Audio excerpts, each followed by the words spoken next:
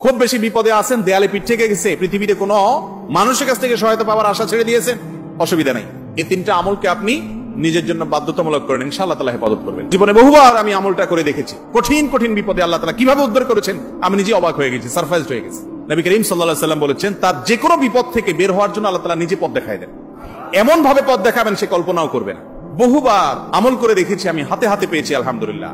কোন বিপদে পড়লে দোয়া ইউনুস খতম করে দোয়া করা যাবে কিনা? দোয়া ইউনুস এটা যে কোনো বিপদে পড়াটা হাদিস এবং কোরআন উভয়টি দ্বারা প্রমাণিত। কোরআনে কারীমে আল্লাহ রাব্বুল আলামিন বলেছেন, ওয়া কাযালিকা নুনজিল মুমিনিন। ইউনুস আলাইহিস সালাম বিপদে পড়ার পর তিনি যে দোয়া করেছেন, লা ইলাহা ইল্লা আনতা সুবহানাক ইন্নী কুনতু মিনাজ জালিমিন, এই বাক্যগুলো পড়ার পর এগুলো বলে বলে আল্লাহর কাছে তিনি দোয়া করেছেন, আল্লাহ তাআলা তার বিপদ উদ্ধার করেছেন। বিপদে পড়ার পর তিনি যেরকম উদ্ধার হয়েছেন এগুলো পড়ে আল্লাহ তাআলা কোরআনে এই দোয়ার উল্লেখ করে, এই বাক্যগুলোর উল্লেখ করে এরপরে বলেছেন, ওয়া কাযালিকা নুনজিল মুমিনিন, একই ভাবে তাকে যেরকম এই বাক্যগুলো এই জিকিরগুলোর মাধ্যমে আমি রক্ষা করেছি, হেফাজত করেছি ওই বিপদ থেকে, মাছের পেট থেকে, একই ভাবে আমি মুমিনদেরকেও রক্ষা করব। নবী করিম সাল্লাল্লাহু আলাইহি সাল্লাম বলেছেন যে ইউনুস ইবনে মাত্তা তিনি যে এই বাক্যগুলো দিয়ে আল্লাহর কাছে বিপদ থেকে উদ্ধারের পথ খুঁজে পেয়েছেন সেগুলো তোমরা পড়বে তোমাদের বিপদে আপদে। এজন্য বিপদ আপদ, বিশেষ করে কঠিন বিপদে আপনি যদি পড়ে যান তাহলে মুক্তি লাভের জন্য দোয়া ইউনুস বেশি বেশি পড়বেন। এর পাশাপাশি আরো দুটি আমলের কথা বলতে পারে যেটা আমার জীবনে বহুবার আমল করে দেখেছি আমি, হাতে হাতে পেয়েছি আলহামদুলিল্লাহ। এক নম্বর হলো দোয়া ইউনুস, আরেকটা হলো ইস্তেগফার।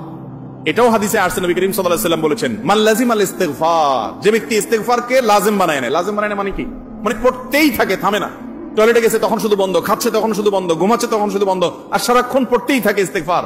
আস্তাগফিরুল্লাহ ওয়া আতুবু ইলাইহি, সাইয়্যিদুল ইস্তেগফার বা যে কোনো ইস্তেগফার, সবচেয়ে ছোট ইস্তেগফার আস্তাগফিরুল্লাহ আস্তাগফিরুল্লাহ, এটা যে পড়তেই থাকে, নবী করিম সাল্লাল্লাহু আলাইহি ওয়াসাল্লাম বলেছেন তার যে কোনো বিপদ থেকে বের হওয়ার জন্য আল্লাহ তাআলা নিজে পথ দেখায় দেন। এমন ভাবে পথ দেখাবেন সে কল্পনাও করবে না। এবং জীবনে বহুবার আমি আমলটা করে দেখেছি। কঠিন কঠিন বিপদে আল্লাহ তাআলা কিভাবে উদ্ধার করেছেন আমি নিজে অবাক হয়ে গেছি, সারপ্রাইজড হয়ে গেছি। নাম্বার 3, দুরুদ। দুরুদের ক্ষেত্রে হাদিসে একই কথা বলা আছে, যে ব্যক্তি দুরুদ বেশি বেশি পড়বে ওই ব্যক্তির সমস্ত পেরেশানি থেকে মুক্ত হওয়ার জন্য এই দুরুদ যথেষ্ট হয়ে যায়। তাহলে 3টা আমলের কথা বললাম, দোয়া ইউনুস, লা ইলাহা ইল্লা আনতা সুবহানাকা ইন্নী কুনতু মিনাজ জালিমিন, আরেকটা হলো ইস্তেগফার বেশি বেশি, আরেকটা হলো দুরুদ। খুব বেশি বিপদে আছেন, দেয়ালে পিঠ থেকে গেছে, পৃথিবীতে কোনো মানুষের কাছ থেকে সহায়তা পাওয়ার আশা ছেড়ে দিয়েছেন, অসুবিধা নাই। এই 3টা আমলকে আপনি নিজের জন্য বাধ্যতামূলক করেন, ইনশাআল্লাহ তাআলা হেফাজত করবেন। তবে দোয়া ইউনুসের আমলের উপকারিতা পাওয়ার জন্য সেটা বিশেষ কোনো সংখ্যক বার পড়তে হবে কিনা এই ব্যাপারে কোনো হাদিস থেকে কোনো সংখ্যার, বিশেষ কোনো সংখ্যার কথা উল্লেখ নাই। যত বেশি সম্ভব পড়বেন।